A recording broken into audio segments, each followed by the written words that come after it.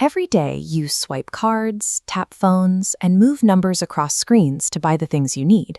But what exactly is it that you are exchanging? It is easy to assume that money is synonymous with inherent wealth, or that it strictly means a crisp paper note or a metal coin. Yet throughout history, human societies have successfully used entirely different objects to settle debts. Take a look at these strings of cowrie shells. For centuries, global trade relied on them as a highly functional currency. Others used consumable minerals. You are looking at massive, heavy slabs of salt, carved out of the earth and traded directly to purchase daily necessities. When an economic system can run on seashells, blocks of salt, or a few lines of digital code, it becomes clear that money is not a specific physical object. It is a brilliant piece of social technology, invented to solve a very specific set of logistical problems. Before this technology existed, human trade relied entirely on the barter system. If you wanted something, you had to trade goods or services directly with another person, without any universal token in the middle.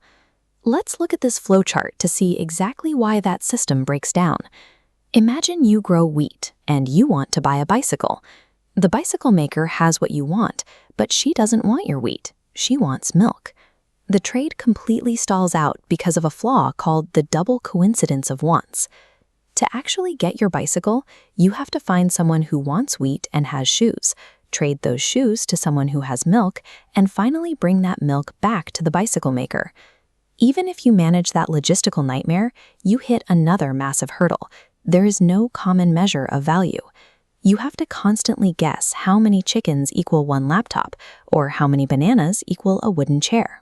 Storing your wealth becomes impossible because goods like milk and vegetables rot over time. And if you want to make a large transaction, like buying a house, you have to coordinate the physical transport and valuation of hundreds of goats or thousands of sacks of rice. The physical and mental friction of this system is immense. Barter creates an impossible ceiling on human progress, paralyzing trade and making complex economic growth impossible without a system-wide patch. That system-wide patch is money. In economic terms, money is simply anything that is widely accepted as payment for goods and services and for settling debts. Think of it as a universal language. Instead of two people struggling to translate the value of wheat into bicycles, everyone agrees to speak the exact same metric. This brings us to its first mechanical function, acting as a medium of exchange. By introducing this universal token, we instantly delete the double coincidence of wants. You trade your wheat for money and use that money to buy the bicycle. Buyers and sellers are instantly liberated from needing exactly what the other person produces. This table illustrates money's second role, acting as a unit of account. Instead of calculating a chaotic ratio of loaves per notebook, every item is assigned a clean, standardized numerical price.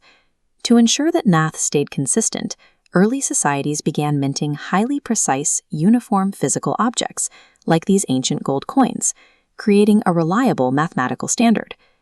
The third function is acting as a store of value. If you produce milk, you can sell it before it spoils, convert it into currency, and essentially pause time, saving that purchasing power to use indefinitely. Finally, money acts as a standard of deferred payment. Because the currency is stable and predictable, people can enter into contracts and agree to settle debts in the future. Medium of exchange, unit of account, store of value, and standard of deferred payment. These four specific functions are the required mechanical gears of any currency. If a token cannot perform all four, the economic machine breaks down. Looking back at the farmer and the bicycle maker, we can see that the money itself wasn't what they actually needed. They needed the wheat and the bicycle. The value stayed within those goods. Money simply acted as the frictionless track that allowed them to circulate through the market. As global trade expanded, we continually upgraded that track. We moved away from heavy metals, printing intricate, lightweight paper banknotes for easier transport. Today, the technology has evolved again. Modern fiat systems are stripping away physical forms entirely, shifting to centralized digital ledgers and instant electronic balances. While the physical shape of currency continues to change, its four invisible functions remain constant.